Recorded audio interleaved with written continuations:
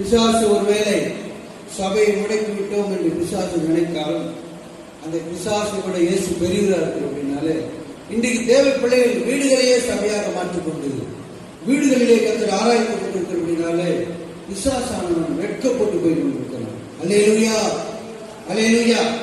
இயேசுவை சிலுவையிலே அறைந்து விட்டபடினாலே நான் ஜெயித்து விட்டேன் என்று பிசாசு நினைத்தான். ஆனால் அவன் தலையை நசுக்கி 3 நாள் உயிரோடு இருந்தபோது பிசாசு வெட்கப்பட்டு போனான். என்னைக்குமே பிசாசு ஜெயிக்கவே முடியாது. அல்லேலூயா. என்னைக்குமே பிசாசு ஜெயிக்க முடியாது. சபையை பாதாளத்தின் வாசல் ஒருபோதும் மேற்கொள்ளவே முடியாது என்பதை இந்த நாளில் நாம் அறிந்து கொள்ள வேண்டும். ஆனால் ஆண்டவர் சொல்கிறார், அவர் எப்பொழுதும் சோர்ந்து போகிறவர் அல்ல. நீங்கள் 28ஆம் வசனத்திலே பாருங்கள், அனாதி தேவன் சோர்ந்து போவதும் இல்லை. அனாதி தேவன் எப்படிப்பட்டவனா? சோர்ந்து போவதும் இல்லை. அனாதி தேவன், என்றென்றும் இருக்கிற தேவன். நம்மளாம் கொஞ்ச காலம் தான் இருக்கிறோம். ஆனா கொஞ்ச காலத்திலேயே நம்ம எவ்வளவு சோர்வு, நம்மளுக்கு கொஞ்ச கால வாழ்க்கையில நம்ம எவ்வளவு சோர்ந்து போகிறோம். கொஞ்ச கால வாழ்க்கையில எவ்வளவு சோர்வுகள், எவ்வளவு பலவீனங்கள், எவ்வளவு அதிர்ச்சிகள். ஏன் வாழ வேண்டும் என்று நினைத்து தற்கொலை செய்து கொள்ளலாம் என்று ஓடிக்கொண்டிருக்கிறோம் கொஞ்ச கால வாழ்க்கையில. ஆனால் அனாதி தேவன், முடிவில்லா தேவன் சோர்ந்தே போகிறது, சோர்ந்தே போவதில்லை. அவருடைய ஆண்டுகள் முடிவடைதல் என்று சொல்லப்பட்டிருக்கு. அவர் ஆதி மந்தமானவர், அல்பாவுமே காணவர். அவர் துவக்கமும் தெரியாது, முடிவும் தெரியாது. ஆனால் ஆண்டு கொண்டே இருக்கிற தேவன் சோர்ந்து போவதே கிடையாது. அனாதி தேவன் சோர்ந்து போவதே இல்லை. நாம் தான் அடிக்கடி சோர்ந்து போகிறோம். ஆனால் கர்த்தர் அந்த சோர்வில்லா தேவன் அவருடைய பிள்ளைகளுக்கு சோர்விலே இருந்து அவர்களை விடுவித்து அவர்களை பலப்படுத்த அவர் வல்லவராக இருக்கிறார். அல்லேலூயா. சோர்ந்து போகிறவர்களுக்கு அவர் பலன் கொடுக்கிறார். இந்த நாட்களிலே விசேஷமாக யாரா இருந்தாலும் ஒரு சோர்வு தான். காரணம், இந்த கொரோனா வைரஸ் நிமித்தம் அநேக முடக்கங்கள், லாக்டவுன் என்று சொல்லப்பட்டபடி இன்றைக்கு எல்லா காரியங்களும் முடக்கப்பட்டிருக்கு. தொழில் இல்லை, வேலைக்கு போக முடியவில்லை, வருமானம் இல்லை. வருமானம் இருந்தால் தானே நம்முடைய வாழ்க்கையில நம்மளுக்கு பொருட்களை வாங்க முடியும். வருமானம் இருந்தால் தானே நம்முடைய ஜீவித்தை நடத்த முடியும். இப்படியாப்பட்ட சூழ்நிலை நாம் இருக்கும்போது சோர்ந்து போகிறோம். எப்படியாப்பட்ட ஆளா இருந்தால் என்ன? எலியா கூட எவ்வளவு பெரிய வலிமையுள்ள தேவ மனுஷன், அக்னியை இறக்கினவன், பயங்கரமாய் தீர்ப்பு எடுத்துள்ளவன். ஆனால் அந்த எலியாவின் வாழ்க்கையில் ஒரு சோர்வு வந்தது அல்லவா? அந்த ஆகாபின் மனைவி இசபேல் பாரு, இன்னைக்கு நாளைக்கு இந்த நேரத்துக்குலாம் அவனுடைய தலை வாங்கப்பட்டு சொல்லும்போது அவன் பயந்து போனான், சோர்ந்து போனான். அவன் போயிட்டு ஒரு இடத்துல ஒளிந்து கொண்டு ஆண்டவரை எடுத்துக்கொள்ளும் போதும் என்று அப்படியேப்பட்ட தெய்வ மனுஷனே சோர்ந்து போவான் என்று சொன்னார். இன்றைக்கு நீ நானும் எவ்வளவா சோர்ந்து போவோம். ஆனால் தான் கர்த்தர் சோர்ந்து போவோம் என்று அறிந்துதான் கர்த்தர் அவர் நம்மளை பலப்படுத்த ஆயத்தமாக இருக்கிறார். அல்லேலூயா. சோர்ந்து போவோம் என்று அவருக்கு தெரியும். அதனாலதான் அவர் சொல்கிறார், சோர்ந்து போகிறவனுக்கு அவர் பலன் கொடுக்கிறார். சோர்ந்து போகிறவனுக்கு என்ன செய்வார்? அவர் இந்த காலை வேளையிலே நீ சோர்ந்து போயிருக்கலாம், அதுக்கான தேவைக்குரிய சோர்வோடு வந்திருக்கலாம், சோர்வோடு வந்திருக்கலாம். கடந்த மாதங்களிலே ஆமென், ஜனவரி பிப்ரவரி மாதத்திலெல்லாம் எனக்கு நல்ல வருமானம் இருந்தது, நான் நன்றாக வேலைக்கு போனேன், எனக்கு நல்ல சம்பளம் வந்தது. ஆனா இந்த நாட்களிலே வேலைக்கும் போகல, என்கிட்ட வருமானம் இல்லை, நான் என்ன செய்வேன்? என் குடும்பத்தை எப்படி நடத்துவேன்? என்னுடைய காரியங்களை எப்படி நான் பார்த்துக் கொள்வேன்? கடன் வேற நான் வாங்கியிருக்கிறேனே, எப்படி நான் லோனு கட்டுவேன், அது கட்டுவேன்னு சொல்லி நீ ரொம்ப சோர்ந்து போயிருக்கலாம். நிச்சயமாய் கர்த்தருடைய சமூகத்துல நீ உன்னை ஒப்பு கொடுத்த ஒரு சமூகத்துல அவர் நோக்கிப்பார். உனக்கு கர்த்தர் ஒரு வழியை திறந்து உன் சோர்வை மாற்ற தேவன் வல்லவராக இருக்கிறார். அல்லேலூயா. உனக்கு ஒரு வழியை தேவன் நிச்சயமாய் காட்டுவார். சோர்ந்து போகாதே, சோர்ந்து போவா என்று சொன்னாலும் உன்னை பலப்படுத்த தேவன் ஆயத்தமாக இருக்கிறார். அல்லேலூயா. பலப்படுத்த ஆயத்தமாக இருக்கிறார். அன்பான தேவனுடைய பிள்ளைகளே, ஆனால் ஆண்டவர் சொன்னாரு, நீங்க சோர்ந்து போகாமல் ஜெபிக்க வேண்டும் என்று லூக்கா 18ஆம் அதிகாரம் 1ஆம் வசனத்திலே நீங்கள் வாசித்து பார்த்தால் அதிலே சொல்லப்பட்டிருக்கும். லூக்கா 18ஆம் அதிகாரம் 1ஆம் வசனம்.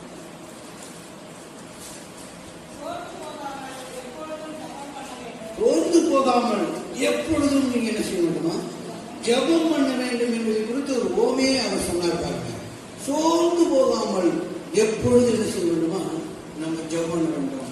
நிறைய நேரங்களிலே நமக்கு சோர்வுகள் வந்து விடுகிறது. நிறைய நேரத்திலே நமக்கு சோர்வுகள் வந்து விடுகிறது. ஜெபம் பண்ணுகிறோம், நிறைய விஷயத்துக்கு ஜெபம் பண்ணுகிறோம். ஆனாலும் அந்த காரியம் கேட்கப்படாமல் போகும் பொழுது, அந்த ஜெபத்துக்கு பதில் வராமல் போகும் பொழுது நம்ம சோர்ந்து போகிறோம். ஆனால் கர்த்தர் சொல்கிறார், நீ சோர்ந்து போகாமல் ஜெபம் பண்ண வேண்டும். ஒரு பட்டணத்திலே ஒரு நியாயாதிபதி இருந்தான். அந்த நியாயாதிபதி மிகவும் மோசமானவன், கடவுளுக்கும் பயப்படாதவன், மனுஷனையும் மதிக்காதவன். அப்படியே நியாயாதிபதியத்திலே ஒரு விதவை போய் தன்னுடைய வழக்கை விசாரிக்க போனான். ஆனால் அந்த விதவைக்கு நியாயம் கிடைக்கவில்லை. அந்த விதவையை அற்பமாக எழுதினான். அவன் அந்த விதவையை கண்டுகொள்ளவே இல்லை. ஆனால் அந்த விதவை தொடர்ந்து போய் இடம் பண்ணி கொண்டிருந்தான், அலட்டிக் கொண்டே இருந்தான். அல்லேலூயா. தொடர்ந்து அலட்டிக் கொண்டே இருந்தான். தொடர்ந்து போய் என்ன செய்து கொண்டிருந்தா, அந்த நியாயாதிபதி கிட்ட போய் தன்னுடைய காரியத்துக்கு நியாயம் செய்ய வேண்டும் என்று அவன் தொடர்ந்து அவனிடத்துல போயிட்டு பேசிக்கொண்டே இருந்தான். அவனும் பார்த்தான், தொடர்ந்து வந்து நம்ம அழைத்து கொண்டிருக்கிறாளே, அதனால கொள்ளாத மனுஷனா இருந்து போதும், கடவுளுக்கு பயப்படாதவா இருந்து போதும். அவனுக்குள்ள ஒரு எண்ணம் வந்தது, எப்படி ஆயினும் இவளுக்கு ஒரு காரியத்தை செய்ய வேண்டும், இவளுடைய வழக்கை விசாரித்து இவளுக்கு ஒரு நியாயம் செய்ய வேண்டும் என்று அவனுக்குள்ள ஒரு எண்ணம் தோன்றியதை நாம் பார்க்கிறோம். அல்லேலூயா. இன்றைக்கு அருமையான தேவனுடைய பிள்ளைகளே, நாம் தேவ சமூகத்திலே நாம் சோர்வில்லாமல் ஜெபிப்போம் என்றால் அந்த நீதி உள்ள தேவன் உங்களுக்கு எப்படி பதில் கொடுக்காமல் இருப்பார். அல்லேலூயா. பாருங்க, நான் அதான் சொன்னேன், அதாவது ஈகோ நம்ம பார்க்கவே கூடாது. என்ன பார்க்க கூடாது? அவன் என்ன பண்ணிருக்கான், எத்தனை வாட்டி போறது, இனிமே நம்ம போக கூடாது. நம்ம ஈகோ பார்க்காம அவன் போய் என்ன பண்ணி கொண்டிருக்கான், தொடர்ந்து போய் கொண்டிருக்கான். இன்னைக்கு நிறைய நேரத்துல நம்ம என்ன பண்றோம், ஈகோ பார்க்கிறோம். நம்மளுக்குள்ள ஒரு பெருமை, நம்ம என்ன அவன்கிட்ட போறது அப்படின்னு பெருமை பார்க்கிறோம். அப்படி இருப்போம் என்றால் ஒரு காரியம் நடக்காது. அல்லேலூயா.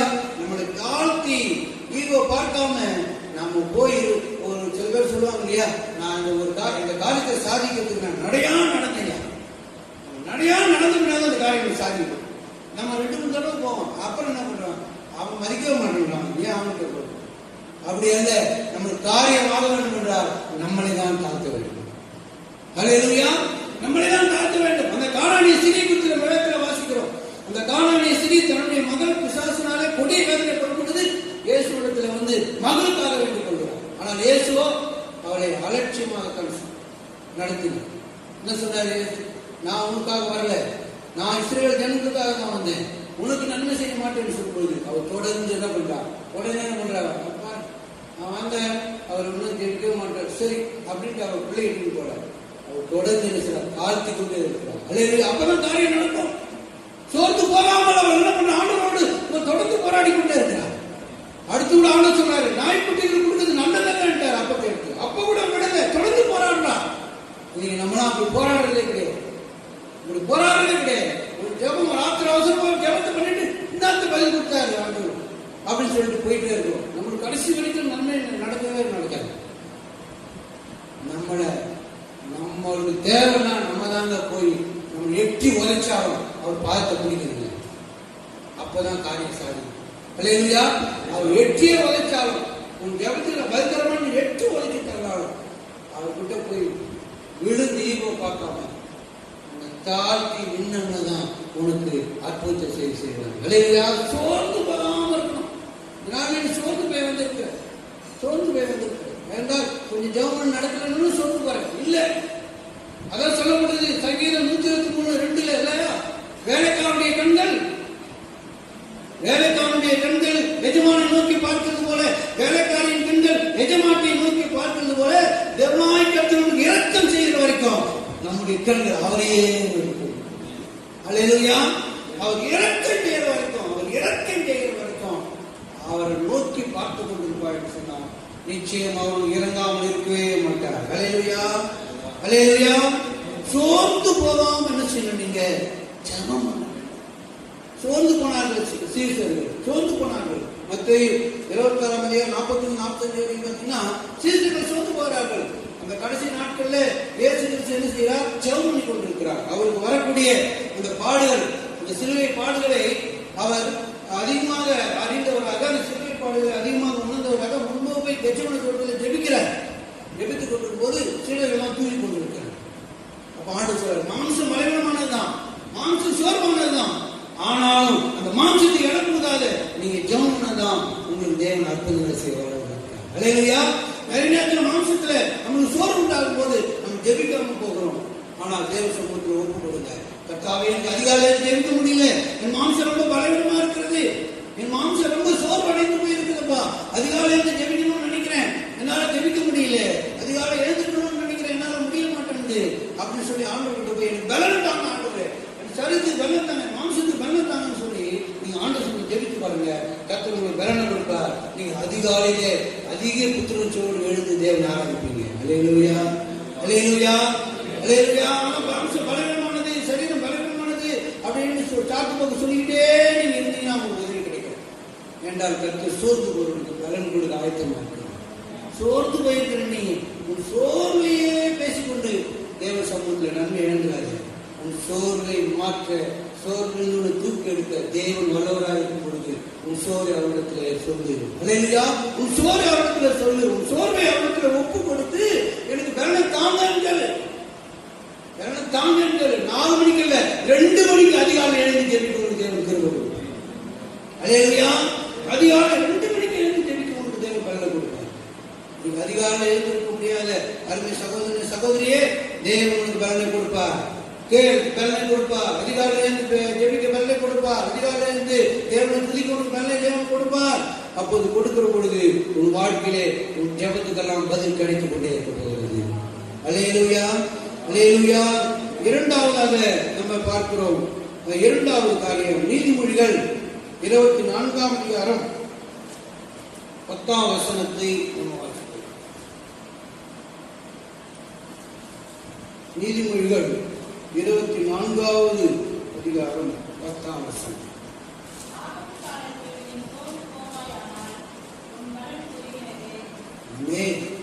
ஆபத்து காலத்துல நீ சோர்ந்து போவாயானால் உன் பலன் ஆயிடுங்க, உன் பலன் உருகிவிடுது. அப்படின்னா அர்த்தம், ஆபத்து காலத்துல நீ சோர்ந்து போகக்கூடாது. அப்போது உன் பலன் இன்னும் என்ன செய்யும்? உருகி போயிடும். உன் பலன் இன்னும் நீ பலன் முடிஞ்சிருவேன். ஆபத்து காலத்துல தான் நம்ம என்ன செய்யணும்? நம்ம ரொம்ப பலசாலியா மாறணும். அல்லேலூயா. ஆமே. இது நன்றா இருக்கும் பொழுது அல்ல, ஆபத்து காலத்துல தான் நிறைய பேர், ஆபத்து நேரத்துல தான் பார்த்தீங்கன்னா நிறைய பேர் என்ன பண்ணுறதே தெரியாது. அவங்க ரொம்ப திக்குமுக்கு ஆகிடுவாங்க. அந்த ஆபத்து நேரத்தில் நீங்க பார்த்தீங்கன்னா அவங்க சொல்லுவாங்க, என்ன செய்யுதுன்னே தெரியாது, அப்படி ஆகி போச்சுங்க. ஆபத்து காலத்துல தான் நம்ம எப்படி இருக்கணும்? சோர்ந்து போகாம, அப்போதான் ரொம்ப ஜாக்கிரதையா, ரொம்ப திடனா, ரொம்ப அறிவுபூர்வமா நம்ம இருப்போம் என்றால் நம்ம பலன் நம்மளுக்கு அதிகமா கடந்து வரும். அல்லேலூயா. ஆபத்து காலத்துல என்ன பண்ணக்கூடாது? நம்ம சோர்ந்து கோலியாத்து நிற்கிற பொழுது அது ஒரு ஆபத்து காலமா இருக்கிறது. கோலியாத்து ஒரு பெரிய சத்தத்தை போட்டு கொண்டுறான். எல்லாரும் அந்த நேரத்துல என்ன பண்ணி கொண்டுறாங்க? சோர்ந்து போய் அவனும் போய் ஒழிந்து போறான். அவனும் பயந்து கொள்றான். ராஜா கொண்டு எல்லாம் போய் ஒழிந்து கொள்றாங்க. ஆனா இந்த ஆபத்து காலத்துல சோத்திரம் சோர்ந்து போகாமல் தாவீது மாத்திரம் தானே செய்யும். அந்த இடத்துல அப்படியே நிற்கிறாங்க. அப்போது தேவ பலன் நம்மளை கிரியை செய்ய ஆரம்பிக்கும். அல்லேலூயா. ஆபத்து காலத்துல நீங்க என்ன பண்றீங்க? ஏதாவது பெரிய பிரச்சனை வரும்போது நீங்க என்ன பண்றீங்க? தேவ சமூகத்தில் நிற்காம நீங்க சோர்ந்து போய் நீங்க பல விதங்கள் அலசடிப்படும் பொழுது நீங்க அதிகமா என்ன பண்ணப்படுறீங்க? ரொம்ப பலவீனம் பண்ணுவீங்க. ரொம்ப அதிகமா நீங்க வீக் ஆகி போயிருக்கீங்க. அல்லேலூயா. ஆனா ஆபத்து நேரத்துல தாவீது பட பாருங்க, எப்படி வரணும்? ரொம்ப தைரியமா வந்து நிற்கணும். அல்லேலூயா. தாவீது ரொம்ப தைரியமா வந்து என்ன பண்ணல? அந்த ஆபத்து நேரத்துல சோர்ந்து போகல. அந்த கோலியாத்துடைய சத்தத்தை கேட்டு அந்த தாவீது சோர்ந்து போகவில்லை. அவன் தைரியமாய் வந்து நிற்கிறான். தைரியமாய் வந்து நிற்கிற தாவீதை கூட சோர்வுக்குள்ளே கொண்டு போகிறார்கள். தைரியமாக இருக்கிற தாவீதை பார்த்து சொல்றாங்க ராஜாக்கள், ஐயோ அவ்வளவு யுத்தம் பண்ண முடியாது, அவன் சின்ன வயதுல இருந்தே யுத்த வீராங்க, அவங்ககிட்ட எல்லாம் போய் சண்டை பண்ண முடியாது என்று. அந்த இடத்துல நம்மளும் அப்படிதான் பாருங்க. யாருன்னா ஒருத்தர் முடியாதவங்க போய் ஹாஸ்பிட்டல் போய் பார்க்க பண்ணக்கூடாது. இதே மாதிரிதான் எங்க சொந்தக்கார ஒருத்தர் தான், நான் தான் எப்படி செத்து போயிட்டோம். அவங்ககிட்ட அவன் வீக்கா இருக்கிறவங்க பார்த்துட்டு சொல்றது, அவன் அப்பவே செத்து போயிடுவான். அல்லேலூயா. அவனை பார்த்த உடனே ஒரு ஹாஸ்பிட்டல் போய் அவன் பார்த்த உடனே அவனுக்கு பலப்பட்டு முடியாது வார்த்தை வர மாட்டாங்க. ஏதாவது ஒரு வீக்கான காரியத்தை சொல்லுவாங்க பாருங்க, அவன் இன்னும் செஞ்சிருவான். பலவீனம் நடந்து போயிடும். அதே போல தாவீது அருமையான தேவனுடைய பிள்ளைல ஏற்கனவே தைரியமா அவன் பலத்தோடு வரான். சோர்ந்து போகாமல் வந்து அந்த சத்தத்தை சோர்ந்து போகாமல் வந்து அவரை யுத்தம் பண்ணி வீழ்த்து வரும்பொழுது எல்லாரும் சொல்றாங்க, ஐயோ அவங்க சொல்றாங்க யுத்தம் அப்படியாக்கும் இப்படியாக்கும் சொல்லும் பொழுது அந்த நேரத்தில் அவன் என்ன பண்ணல, அந்த வார்த்தையை காதுல வாங்கல. அல்லேலூயா. அந்த வார்த்தையை செய்யல, காதுல வாங்கல. அந்த வார்த்தையை காதுல வாங்கல. இந்த நாள்ல கூட ஒரு கோலியாத்தை போல இந்த கொரோனா வைரஸ் நம்ம முன்பாக எதிர்த்து நிற்கும் பொழுது நம்ம என்ன பண்ணக்கூடாது, அநேக அரசாங்கம் அப்படி சொல்லும் இப்படி சொல்லும் அது உலகம் அப்படி சொல்லும், எதையும் காதுல வாங்காத. கர்த்தர் உன்னோடு இருந்து பெரிய காத்து செய்ய வளர்கிறார். அல்லேலூயா. கர்த்தர் உன்னோடு இருந்து உன்னை பலப்படுத்தி அந்த வைரஸின் மத்தியில கர்த்தர் உயர்த்த தேவன் உள்ளார். அல்லேலூயா. அதே போல கோலியாத்தை கண்டு பயந்து போகாம அருமையான தாவீது என்ன செய்தான், உற்சாகமாய் கடந்து போனான். கர்த்தர் ஆபத்து காலத்துல அவன் சோர்ந்து போயிருந்தானா அவனுடைய பலம் இன்னும் குறுகி போயிருக்கும். அவன் சோர்ந்து போகாம இருக்கிற கொஞ்ச பலத்தோடு அவன் கடந்து போனான். ஆண்டவர் சொன்னார் கிதியோனை பார்த்து, உனக்கு இருக்கிற பலத்தோடு போ, நான் உன்னோடு இருக்கிறேன். அல்லேலூயா. அவனும் பயந்து போய் கிடந்தான். ஆபத்து நாட்களில் கிதியோனர் வந்து எல்லாத்தையும் கொள்ளையடிச்சு போயிடறாங்க. எல்லாம் பயந்து பயந்து பயந்து மூலையில ஒளிஞ்சு இருக்காங்க. இந்த கிதியோன் கூட ஒரு இடத்துல ஒளிந்து கொண்டு போர் எடுத்து கொண்டிருக்கான். அப்போ தேவதூதன் சொல்றாரு, பராக்கிரமசாலி இன்னொரு பேர், அவன் நானா பராக்கிரமசாலி, நான் முன்னுக்கு உதவாரு, இந்த போய் பராக்கிரமசாலி அப்படின்னு சொல்லி அவனோட பேசுறான். ஆனாலும் கடைசியா சொல்றாரு, உனக்கு இருக்கிற பலத்தோடு போ, நான் உன்னோடு இருப்பேன். அல்லேலூயா. உனக்கு இருக்கிற பலத்தோடு போ. பாருங்க தேவனுடைய சோர்ந்து போகாம நம்மளுக்கு கொஞ்சம் பலம் இருந்தாலும் சோர்ந்து போகாம அந்த இடத்துல நம்ம ஆண்டவரோட விசுவாசம் வச்சு தைரியமா நின்னோம்னா அவருடைய பலமும் நம்ம மேல வரும்போது பெரிய காரியம் நம்ம வாழ்க்கை நடக்கும். அல்லேலூயா. நம்ம பலத்தோடு அவருடைய பலமும் சேர்ந்துற பொழுது நம் கோலியாத்தை போல பல கோலியாத்தில் இருக்க முடியும். இந்த ஒரு கொரோனா இல்ல, இந்த ஒரு கொரோனா போல 10 கொரோனாவை கர்த்தர் வீழ்த்து நம்ம வேலை நடப்பாங்க. அல்லேலூயா. ஆபத்து காலத்துல என்ன பண்ணக்கூடாது, நம்ம ஆபத்து வரும்போது என்ன பண்ணக்கூடாது, சூழ்ந்து போகக்கூடாது. ஆபத்து காலத்துல தேவன் நோக்கி கூப்பிட்டு நம்மளை வேலைப்படுத்திக் கொள்வோம். அப்படியே சொல்லிட்டார், ஆபத்து காலத்தை நோக்கி கூப்பிடு அப்படின்ட்டு. அல்லேலூயா. ஆபத்து வரும்போது அவரை நோக்கி கூப்பிட்டு நம்ம பலன் அடைந்து நம்ம என்ன செய்யணும், ஆண்டவர் சமூகத்துல நம்ம இப்படியேப்பட்ட பொல்லாத காரியங்களை வீழ்த்தி நம் கர்த்தருக்குள்ளே சாட்சியாக கர்த்தருக்குள்ளே ஆசீர்வாதமாக இருக்க வேண்டும். அல்லேலூயா. இந்த உலகமோ இந்த உலகத்தினுடைய ஆமென் பொல்லாத வைரஸ்களோ பொல்லாத பிசாசின் கிரியைகளோ நம்மளை மேற்கொள்ளவே முடியாது. ஏனென்றால் தேவன் நம்மளுக்கு வல்லமை தேவன் கொடுத்திருக்கிறார். அல்லேலூயா. சத்துருவின் சகல வல்லமையை மேற்கொள்ள நான் உங்களுக்கு அதிகாரம் கொடுக்கிறேன், ஒன்று உங்களை சேதப்படுத்தாது கதை சொல்றாரு. அல்லேலூயா. ஒன்றும் உங்களை சேதப்படுத்தாது. இவ்வளவு வசனங்கள் நம்மளுக்கு இருக்கிறது, இவ்வளவு வார்த்தைகளை தேவன் அள்ளி வீசி இருக்கிறார். எத்தனை வாக்குத்தத்தங்கள் நம்மளுக்கு கொடுக்கப்படுகிறதா. ஒரு காலத்துல எபேசியரை வாசிக்கிறோம், ஒரு காலத்துல நம்மளா எப்படி இருந்தோம், புறஜாதி மக்களா இருந்தோம், வாக்குத்தத்தத்துக்கு அந்நியரா இருந்தோம், தேவனர்களா இருந்தோம். ஆமென். தேவனுடைய காணியாட்சிக்கு புறம்பானவர்களா இருந்தோம். அப்படியேப்பட்ட நம்ம தான் இந்த பைபிளை ஆதியாகமத்திலிருந்து வெளிப்படுத்தின விசேஷம் வரைக்கும் இவ்வளவு வாக்குத்தத்தம் நம்மளை ஆண்டவர் பங்காளியா கர்த்தர் மாற்றி இருக்கிறார். கரங்களை தட்டி கர்த்தர் மகிமைப்படுத்துவோம் தேவனுடைய பிள்ளைகளை. அல்லேலூயா. இவ்வளவு வாக்குத்தத்தம் நம்மளை கர்த்தர் கொடுத்தார். யூதர்களுக்கு மாத்திரமல்ல, யூதர்களை விட ஆவிக்குரிய யூதர்களாகிய ஆவிக்குரிய கிறிஸ்துவர்களாகிய ஆவிக்குரிய இஸ்ரவேலர்களாக நம்மளுக்காக தான் இவ்வளவு வாக்குத்தத்தம். இந்த வாக்குத்தத்தங்களை வைத்து நாம் என்ன செய்யணும், பிசாசை ஜெயிக்கணும். அல்லேலூயா. சோர்ந்து போக கூடாது. நம்ம உலகத்தான சோர்ந்து போக கூடாது. உலகத்தான் ஆபத்து வரும்போது சோர்ந்து போவான். அவனுக்கு எதுவுமே கிடையாது. அவன் சோர்ந்து போவதுக்கு காரணம் என்ன, அவனுக்கு எந்த சோர்ஸும் கிடையாது. ஆனால் அவன் சோர்ந்து போகிறான். ஆனா நம்ம ஏன் சோர்ந்து போக வேண்டாம், நம்மளுக்கு தான் வலைமுள்ள தேவன் இருக்கிறாரு, அவருடைய வார்த்தை இருக்கிறது, அவருடைய வல்லமையான ஆவியானவர் நம்மளோட இருக்கிறாரு. நம்ம சோர்ந்து போக கூடாது. ஆபத்து காலத்தில் நம்ம சோர்ந்து போனால் அவ்வளவுதான், நம்ம பலன் போயிருக்கோம். பாருங்க, உடனே நம்ம மைண்டு பலவீனம் சொன்னா நம்ம சரீரம் பலவீனம், அதுக்கப்புறம் நம்மளை எதுவுமே பண்ண முடியாது. சோர்ந்து போயிட்டா எதுவுமே பண்ண முடியாது, கை ஓடாது காலம் ஓடாது. ஆனா அந்த நேரத்தில் விசுவாசம் விருப்பம் என்றால் நிறைய ஐடியாக்களை தேவன் கொடுக்க வர நல்ல ஆலோசனை தேவன் கொடுக்காரு நம்மளுக்கு. ஆமென். ஹல்லேலூயா. ஹல்லேலூயா. ஆபத்து காலத்துல நம்ம சோர்ந்து போக கூடாது என்று தேவன் இந்த வழியில நம்மளோடு கூட விடைபடுகிறார். அடுத்ததாக நம்ம பார்க்கிறோம் தேவனுடைய பிள்ளைகளை, உபத்திரவ காலங்களிலேயே நம்ம என்ன செய்யக்கூடாது, சோர்ந்தே போயிடக்கூடாது. உபத்திரவ காலங்கள் இப்போது இருக்கிறது. நம்ம இந்த நாட்கள் என்ன பண்ணக்கூடாது, சோர்ந்து போகக்கூடாது. எபேசியர் 3:13 வாசிப்போம். ஓ ஹல்லேலூயா. வேகமாக நம்ம முடிக்கணும். எபேசியர் 3ஆம் அதிகாரம்.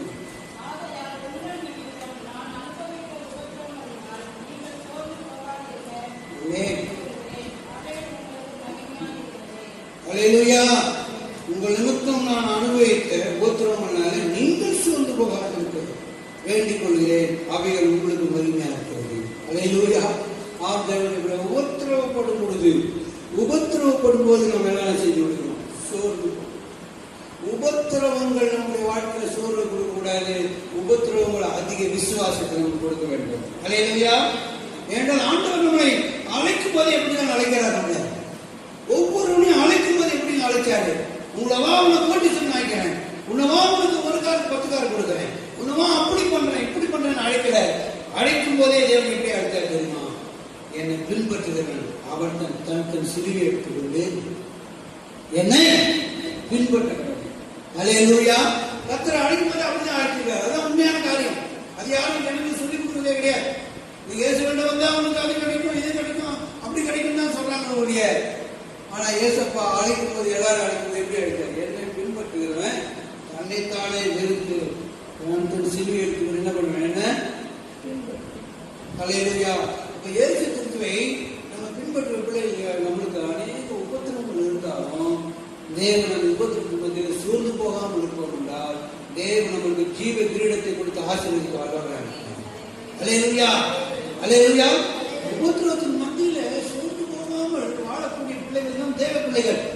உபத்திரத்தை கண்டு பயப்பட மாட்டார்கள். உபத்திரத்தை கண்டு ஓடி ஒழிய மாட்டார்கள். உபத்திரத்தை கண்டு என்ன பண்ண மாட்டார்கள்? அவர் கோழையாக மாற மாட்டார்கள்.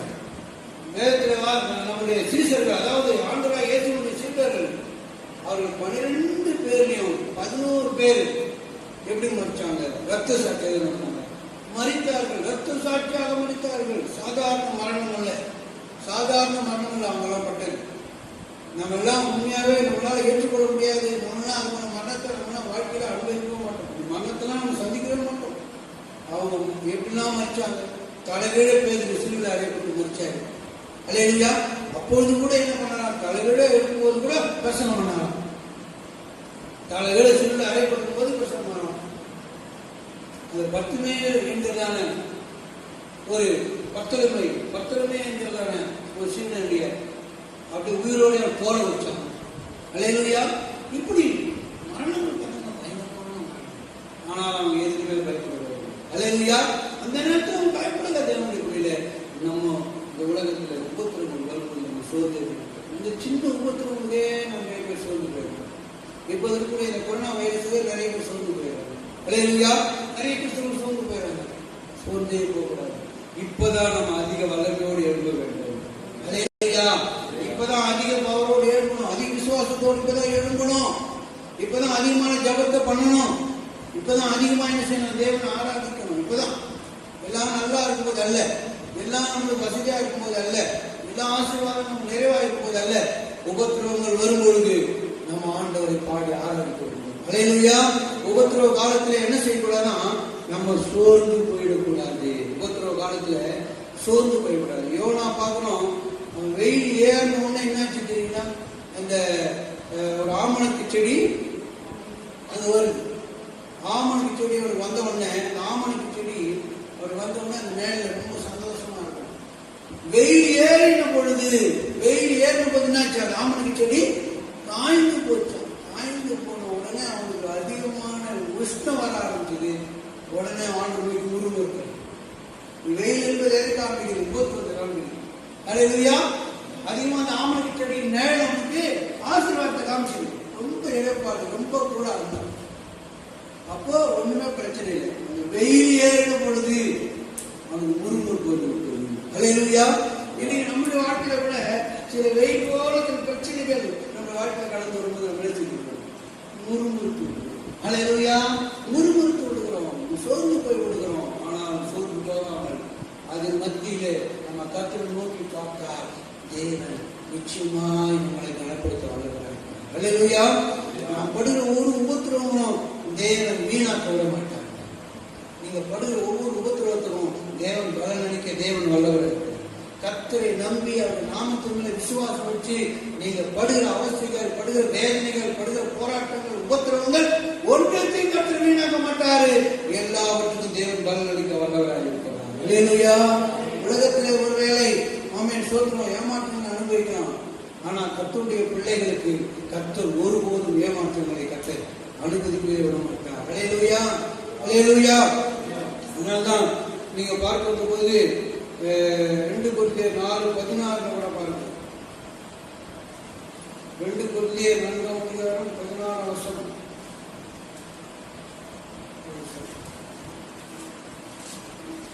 2 கொரிந்தியர் 4:16 பாருங்கள். ஆனபடியால் நாங்கள் சோர்ந்து போவதில்லை.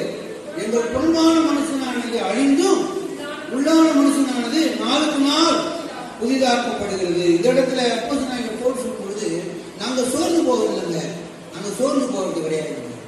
ஏன் சோர்ந்து போவது இல்லையா? புறம்பான மனுஷன் நாளுக்கு நாள் அழிந்து இந்த உபதேசத்தின் மத்தியில உள்ளான மனுஷன் புதிதாக்கப்பட்டு கொண்டே இருக்கிறான். அல்லேலூயா. அதனாலதான் பாத்தீங்கன்னா சொல்லுவார் பாருங்க, 8ஆம் வசனத்துல அருமையான சொல்றாரு பாருங்க, நாங்க எப்பக்கத்தில் நெருக்கப்பட்டும் ஒடுங்கி போவது கிடையாது, கலக்கம் அடைந்த மனம் முறிவடைவது கிடையாது, துன்பப்படுத்தப்பட்டோம் கைவிடப்படுவதில்லை, கீழே தள்ளப்பட்டும் மறிந்து போவது இல்லை. அல்லேலூயா. அவர் என்ன சொல்றாரு பார்த்தீங்களா? தேவ பிள்ளைகளே, எனக்கு எப்பக்கம் நெருக்கம் தான், எப்பக்கம் நெருக்கம், எப்பக்கம் எனக்கு உபத்திரவம். ஆனா நான் அதை சோர்ந்து போவது இல்லை. உள்ளான மனுஷனுக்கு பலப்பட்டு கொண்டே இருக்கிறாங்க. அல்லேலூயா. வாழ்க்கையில எப்பக்கம் நெருக்கம் வந்தாலும் இந்த ஆவிக்குரிய மனுஷன் பலப்பட்டான்னா நீங்க தான் உண்மையான ஆவிக்குரியவர்கள். வெளிப்பிரகாரமான காரியத்தை பார்த்து வாழ்ற ஆவிக்குரியவர் கிடையாது. அல்லேலூயா. வெளிப்பிரகாரமான வாழ்க்கையை பார்த்த வெளிப்பிரகாரமாக ஆசீர்வாதமான வாழ்க்கையை பார்த்து வாழ்ற ஆவிக்குரியவர்கள் கிடையாதுங்க. அவங்க கிறிஸ்தவங்க கிடையாதுங்க. வெளிப்பிரகாரமா எப்போது சென்று அடிச்சுட்டு வெளிப்பிரகாரமா எல்லாம் பந்தாவா இருந்துட்டுனா கிறிஸ்தவங்க கிடையாது. அப்படி இருக்க கத்துக்கணும். அல்லேலூயா. வெளிப்பிரகாரமா உங்களுக்கு நல்ல காரு, நல்ல வசதிகள் இருந்தானா நிறைய பேர் சொல்றாங்க அவங்கதான் உண்மையா ஆசீர்வதிக்கும். ஆனா அவங்க கிடையாது. எப்பொருள் நெருக்கப்பட்டும் பொருளாதாரத்தில் உனக்கு நெருக்கம், சரீர பிரகாரமா உனக்கு நெருக்கம், அந்த நெருக்கத்துக்கு பதிலும் உள்ளான மனுஷன் நீ பலமா இருக்க பாருங்க, அதுதான் உண்மையா சோர்ந்து போகாத வாழ்க்கை. அல்லேலூயா. அதுதான் சோர்ந்து போகாத வாழ்க்கை, அதுதான் சோர்ந்து போகாத வாழ்க்கை. யோபு நம்ம சொல்லாம இருக்கவே முடியாது. எல்லா விஷயத்திலும் யோபு சொல்லாம இருக்க முடியாது. யோபுக்கு புறமான மனுஷன்ல பயங்கரமான தோல்விகள் தான். சரீரமும் பரிகார நினைக்கப்படுது, எல்லா சொத்துக்களும் போய்விடுது, பிள்ளைகளும் போய்விடுறாங்க. புறமான எல்லாமே அவருக்கு நெருக்கம். அல்லேலூயா. எப்பக்கும் நெருக்கம் யோபு வாழ்க்கையில பார்க்கணும். ஆனா உள்ளான மனுஷன்ல அவன் சோர்ந்து போல, உள்ளான மனுஷன்ல அவன் எப்படி இருந்தான்? வல்லமையா இருந்தான், பலனா இருந்தான். அல்லேலூயா, அல்லேலூயா. அதுபோலதான் இந்த அருமையான காலையிலேயே நம்ம சொல்ற தேவனுடைய பிள்ளைகளே, நம்ம புறம்பான வாழ்க்கைக்குரியவர்கள் அல்ல, நம்ம ஆளுக்குரிய வாழ்க்கையிலே உள்ளான மனுஷன்ல பலத்தோடு வாழக்கூடியவர்கள். அல்லேலூயா, அல்லேலூயா.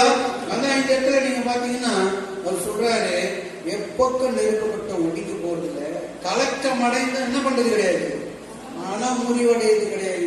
எவ்வளவு வரட்டும் என்னை கலக்கப்படுத்திட்டோம், என்னை என்னென்னமோ சொல்லி என்னுடைய மைண்ட் அப்செட் பண்ண வரட்டுங்க, நான் ஒருபோது இடம் கொடுக்கவே மாட்டேன். அல்லேலூயா.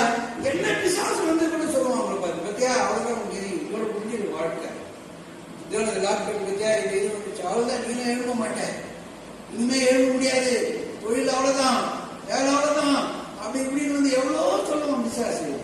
அப்போ நம்ம மனம் முடிவடையக்கூடாது. கர்த்தர் என்னை அழைத்தது உண்மையுள்ளவராக இருக்கிறார். அல்லேலூயா.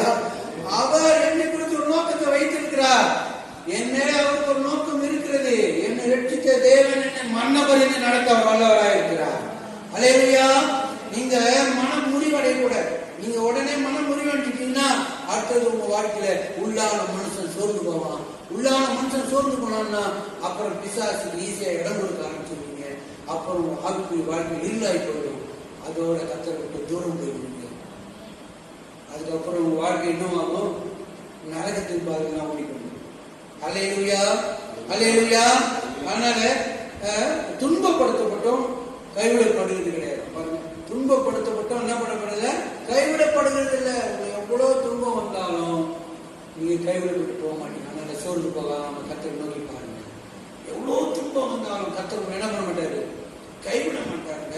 உங்களை ஆண்டவர் மறுபடியும் உயிர்ப்பிக்க தேவன் வல்லவராக இருக்கிறார். ஆனால்தான் அப்போஸ்தலனாகிய பவுல் இந்த இடத்துல நாங்க சோர்ந்து போவதே கிடையாது, எங்களுக்கு நாங்க சோர்ந்து போவதே கிடையாது. ஏனென்றால் கர்த்தரை அவர் அறிந்து இருக்கிறார், கர்த்தரை விசுவாசித்து இருக்கிறார், கர்த்தருடைய மகத்துவங்களை அறிந்தபடியினால்தான் அவருக்கு சோர்வே கிடையாது. ஒருவேளை வாழ்க்கையிலே புறம்பான மனுஷன்ல எனக்கு ஒரு அடிவதை வரனாலும் அதை பத்தி கவலைப்படல.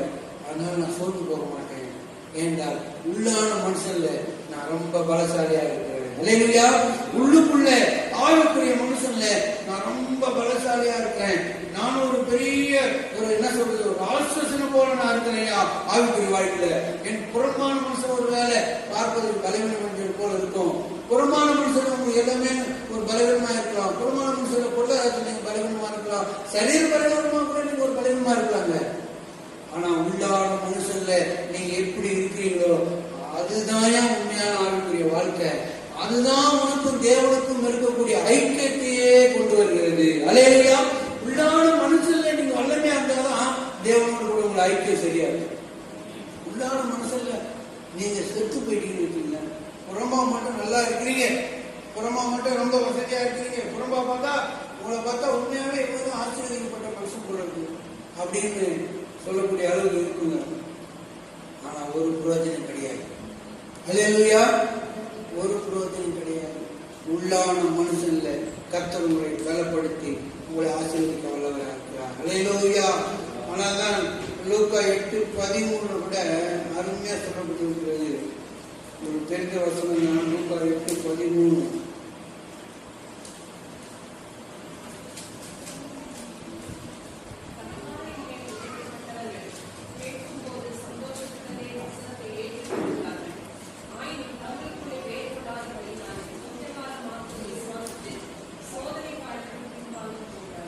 அல்லேலூயா.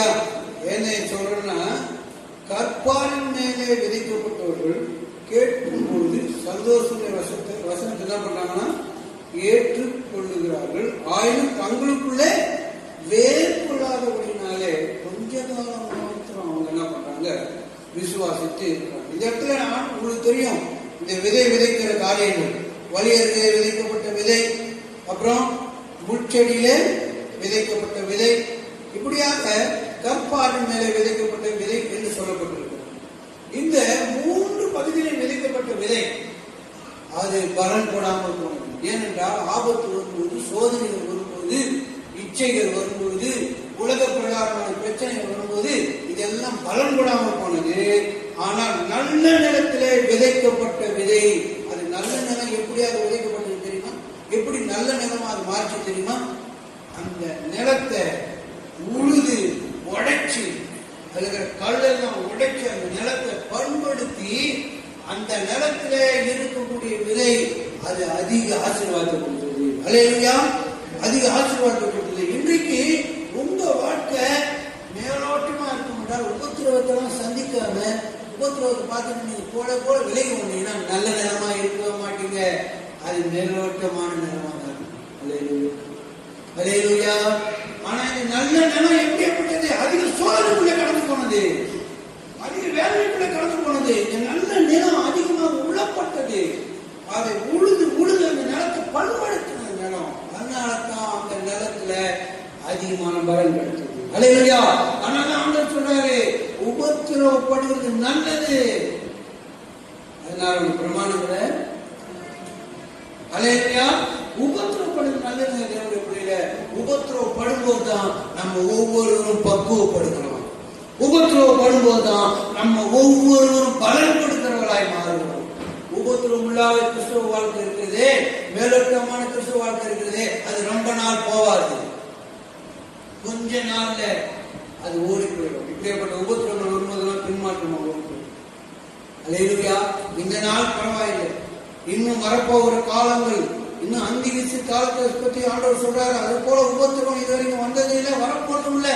ஆனால் ஆண்டவர் தெரிந்து கொள்ளப்பட்ட நிமித்தமாக அந்த நாட்களை குறைச்சிருக்கிறாராம். அப்ப அந்த அந்திகிச்சு காலத்தில் ஏற்படக்கூடிய உபத்திரவம், அந்த உபத்திரவம் உலகம் தோன்றின முதல் அந்த உபத்திரவம் வந்ததே இல்லையா? அதுக்கப்புறம் வரப்போகுதுங்க. அப்படியே போட்டு உபத்திரமெல்லாம் காத்து கொண்டு இருக்கு உலகத்துல. என்னுடைய பிள்ளைகளே, நம்மளுக்கு ஏதோ கர்த்தர் அவருடைய நாமத்து நிமித்தம் நம்மளை பக்குவப்படுத்த முடியாது. ஒரு சில உபத்திரவங்கள் உலகத்துல உண்டு கர்த்தர் சொன்னாரு. அல்லேலூயா. உலகத்துல உபத்திரவங்கள் உண்டு, ஆனா விடங்களுங்க. நான் ஜெயிச்சது போல நீங்களும் இந்த உலகத்துல உபத்திரவத்தை ஜெயித்து நீங்களும் என்னுடைய ராஜ்யத்துக்கு வரணும். அல்லேலூயா, அல்லேலூயா. அதனால நம்ம எப்படிப்பட்டவர்களா இருக்கிறோம்? நம்ம மேலோட்டமான கிறிஸ்தவர்களா இருக்கிறோமா? சும்மா வழியறிய விதிக்கப்பட்ட விதையில என்ன இருக்கும்?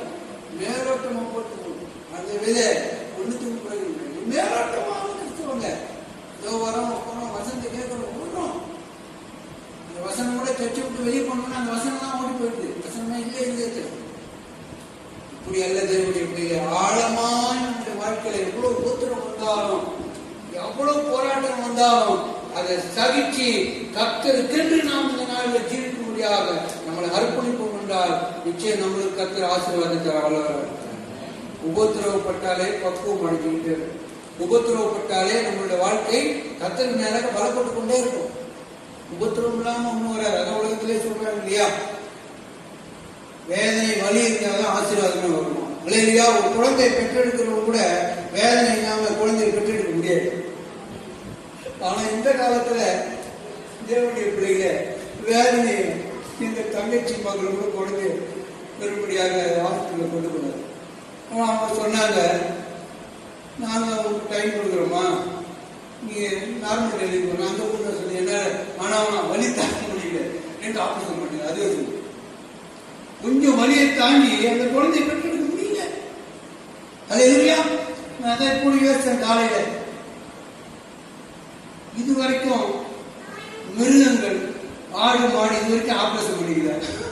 அந்த நாட்கள் முதல் இது வரைக்கும் அது நார்மல் டெலிவரி தான். மனுஷனுக்கு பார்க்க நார்மல் டெலிவரி தான். ஏன்டா இப்ப ஆபரேஷன் போயிட்டான்னா இவனுக்கும் அந்த வலியை சகிக்க மாட்டேங்கிறாங்க. டாக்டரும் கொடுக்க மாட்டேங்கிறாங்க. அவங்களுக்கு பணம். ஆனா அந்த காலத்துல 20 பிள்ளைலாம் வீட்டிலே பெற்றாங்க. எந்த ஆபரேஷன் பண்ணல. அல்லேலூயா. அத்தனை பிள்ளைய பெற்றாங்க. ஒரு பிள்ளையை பெறத்துக்கு ஒரு ஹாஸ்பிட்டல்ல செக்அப், ஒரு ஹாஸ்பிட்டல்ல ஸ்கேன் எடுக்கிறது, ஒரு ஹாஸ்பிட்டல் போய் பிள்ளை எடுத்துக்கு. அல்லேலூயா. அப்படிப்பட்ட சூழ்நிலை. அதனால அதுதான் தேவனுடைய பிள்ளைகளை நோ பெயின் நோ கெயின் அப்படின்னு சொல்றாங்க உலகத்துல. அல்லேலூயா. நோ கிராஸ் நோ கிரவுன் அப்படின்னு சொல்றாங்க. அதனால உண்மையாகவே நான் சொல்றேன், ஒவ்வொரு உபத்திரவத்தை சந்தித்து நம்ம பலப்படாவிட்டால் தேவராயத்தை சுதந்திரிக்கவே முடியாது. ஏனென்றால் நம்முடைய வாழ்க்கை மேலோட்டமான ஒரு வாழ்க்கை இருக்கும் என்றால் நிச்சயம் கர்த்தருடைய ராஜ்யத்தை சுதந்திரிக்க நம்மளால முடியாது. உபத்திரவங்களை கொண்டு பின்வாங்கி போயிடும். ஆனால் உபத்திரவத்துக்கு மத்தியில நம்ம சுத்த பொன்னாக ஜொலிப்போம் என்றால் கர்த்தருடைய வருகையில பிரவேசிப்போம். அல்லேலூயா. அக்னி ஜாலில போட்டாலும் சரி, சிங்க கபில போட்டாலும் சரி, குழியில போட்டாலும் சரி, என் தரிசனம் மாறாது, என் விசுவாசம் மாறாது, என் நம்பிக்கை மாறாது, கர்த்தர் மேல் வைத்திருக்கிற எந்த நோக்கமும் மாறாது என்று சொல்லி நாம் திடமா ஜீவிப்போம் என்றால் நம்மளை ஒன்னும் அசைக்கவே முடியாது. அல்லேலூயா. எதுவுமே அசைக்க முடியாது. அதனால உபத்திரவங்கள் மத்தியில நம்ம சோர்ந்து போகாம, நம்மளுக்கு முன்பாக இருந்தவங்கன்னா எவ்வளவு உபத்திரவத்தை சந்திச்சு ஜெயம் பெற்று போனாங்கன்னு அதை முன்மாதிரியா வச்சு நம்ம என்ன செய்யணும்? கர்த்தருக்கு சாட்சியாகணும். அல்லேலூயா. நம்மளுக்கு முன்பாக இருந்தவங்கன்னா எத்தனை பேர் எவ்வளவு உபத்திரவத்தை சகிச்சு போனாங்க. அப்ப அதை பார்த்துட்டு நம்ம என்ன ஆகணும்? அவங்கள காட்டு எவ்வளவு நம்ம பேரு, அவங்களாம் எவ்வளவு உபத்திரவத்தை சகிச்சாங்க. நம்மளாம் ஒண்ணுமே இல்லைன்னு போன முடியாது. நம்ம சின்னதுக்கு ஒரு கால கொஞ்சோடு முழுக்க நாங்க ஐயோன்னு சொல்லி அதே பெரிய பாடலாம் பேசுவாங்க. அல்லேலூயா. அதே பெரிய பாடல்கள் போல பேசுறோம். அவங்க கடப்பாரியே வாழ்க்கையில உபத்திரமாக இருக்கிறாங்க. அல்லேலூயா. உண்மையாவே சீடர்களுடைய வாழ்க்கையெல்லாம் பார்த்தீங்கன்னா பயங்கரமா இருக்கும். அந்திராயாவை எப்படி சீடர்களா இருந்தாங்கன்னா எக்ஸ் வழினால சீடர்களா இருந்தாங்க. எக்ஸ்னா தெரியல விட்டு வச்சு ஆரம்பிச்சு இப்படி ஒவ்வொருவரும் விதமா அரைஞ்சிருக்காங்க. யாரோ ஒருத்தர் என்ன பண்ணாங்க, கட்டிட்டு குதிரையில உட்கார வச்சு பின்னாடி அவங்க கட்டி இழுத்துட்டே எப்படி மரணம் வரலாம்? எதுக்குமே அவங்க பயப்படாது. அல்லேலூயா. எந்த உபத்திரத்துக்கும் அவங்க பயப்படல. ஆனா இன்றைக்கு நம்மளால ஒண்ணுமே இல்லை. சின்ன சின்ன ஃபெயில் ஆயிட்டாவே நம்மளால காண முடியும். நீங்க சர்ச்சுக்கே வாங்க. ஃபெயில் ஆயிட்டாவே என்ன பண்றாங்க? சர்ச்சுக்கு வாங்க. உலகத்துல இருந்தாலும் ஃபெயில் ஆயிட்டா தற்கொலை பண்றாங்க. நம்மளுக்கு அது வரைக்கும் பரவாயில்ல, சர்ச்சுக்கு தான் வரணும். ஃபெயில் ஆயிட்டா சர்ச்சுக்கு வர மாட்டேன், அது இதுன்னு சொல்லி என்ன பண்றாங்க? எது வந்தாலும் சோர்ந்து போகாம கர்த்தரை நோக்கி பாருங்க. நம்மளை படைத்த தேவன் நம்மளை வழிநடத்த வல்லவராக இருக்கிறார். அல்லேலூயா, அல்லேலூயா. உங்க பிள்ளைய நீங்க பெற்றெடுத்துட்டீங்க. உங்க பிள்ளை மேல உங்களுக்கு எவ்வளவு அக்கறை இல்லை, உங்க பிள்ளை மேல எவ்வளவு அக்கறை இல்லை. நீங்க சாப்பிடணும்னா கூட பரவாயில்ல, உங்க பிள்ளைகளை எப்படியாவது என்ன பண்ணுவீங்க? சாப்பாடு கொடுப்பீங்க. எனக்கு இதுதான் பரவாயில்ல, பிள்ளையை போச்சுக்கணும். அதே மாதிரிதான் எல்லாம் பறவைகள் எல்லாமே. அப்படி இருக்கும்போது நம்முடைய பரம தகப்பன் நம்மளை இந்த பூமிக்கு அனுப்பிடுறான்னு சொன்னா அவர் நம்மளை கைவிட்டுருவாரா? அல்லேலூயா. அவர் கைவிடுவாரா? அவர் கைவிட மாட்டார். அவர் நிச்சயமாக நம்மளுக்கு உதவி செய்ய வல்லவராக இருக்கிறார். இந்த நாளிலே நாம் என்ன செய்வோம்? 3 காரியத்தை நம்ம பார்த்தோம். முதல்ல எப்படி சோர்ந்து போகாமல் என்ன பண்ணணும்? சொல்லு சகோதரி, சொல்லுமா. சோர்ந்து போகாமல் ஜெபம் பண்ணணும். சோர்ந்து போகாமல் ஜெபம் பண்ணணும். அடுத்தது ஆபத்து காலம் வரும்போது சோர்ந்து போயிடக்கூடாது. ஆபத்து வரும்போது சோர்ந்து போயிடக்கூடாது. ரொம்ப தைரியமா இருக்கணும். தைரியமா தான் கர்த்தர் நம்மளோட கொடுக்கிறார். அல்லேலூயா.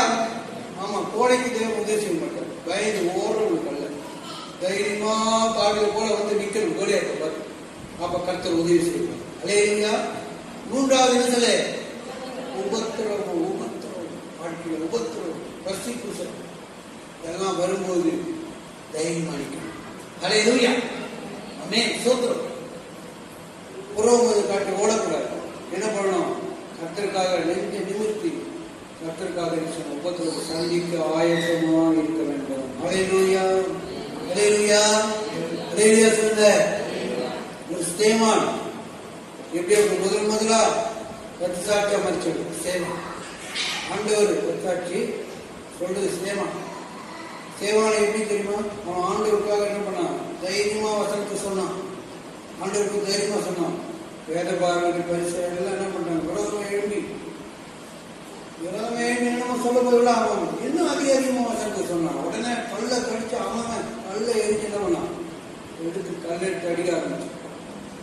அடிக்க ஆரம்பிக்கும் போது கூட முழங்கால் படி போட்டு அவன் கத்தனை நோக்கி பார்த்தான். அல்லேலூயா. இந்த நேரத்தில் பதக்க முடியல பாருங்க. கல்லை எடுத்து அடிக்க ஆரம்பிச்சாங்க. சேவான் முழங்கால் படி என்ன சொன்ன தெரியுமா? நான் ஆண்டவரை வலது பாசல தேவகுமார வீட்டுக்கு வந்து நான் பார்க்கிறேன் அப்படின்னு இன்னும் கோபம் வந்துச்சு. அது மாத்திரமில்லை, வேதம் சொல்லுகிறது உபத்திரத்தின் மத்தியிலே கர்த்தருக்கு சாட்சியாய் நின்ற அந்த சேவானை வரவேற்பதற்கு என் ஆண்டவராக இயேசு எழுந்து நின்றார். எழுந்து நின்றார். பாரு, இயேசுவே எழுந்து நிற்கிறார். மரியாதை இருக்கிறார். அந்த உபத்திரத்தின் மத்தியில் ஆண்டவருக்கு சாட்சியா இருக்கிற எழுந்து நின்று வரவேற்கிறார். வரலவர்கள் கோடைங்க எழுந்து வரவேற்க மாட்டார். அல்லேலூயா. எழுந்து வரவேற்காருங்க சேவானை. இந்த நாட்டில் யாருக்கு தெரியுமா பிடிக்கும்? வெறும் ஆசீர்வாதத்தை மட்டும் சாட்சி சொல்றாங்கல்ல. உபத்திரத்தின் மத்தியிலே கர்த்தருக்கு சாட்சியாக கர்த்தருக்கு பிடிக்கும். அல்லேலூயா. அவங்கதான் கர்த்தருக்கு பிடிக்கும். அதனால சோர்ந்து போகாம இந்த நாட்டில் நம்ம பலப்படுத்திக் கொள்வோம். பலம் இல்லை என்று சொன்னால் தேவ சமூகத்தில் விழுங்க. அவர்களை பலப்படுத்த வல்லவராக இருக்கிறார். அல்லேலூயா. கர்த்தர் நல்லவர். இந்த 3 காரியங்களை பார்த்தோம். நமக்கு போதும். 3 காரியங்களை நீங்கள்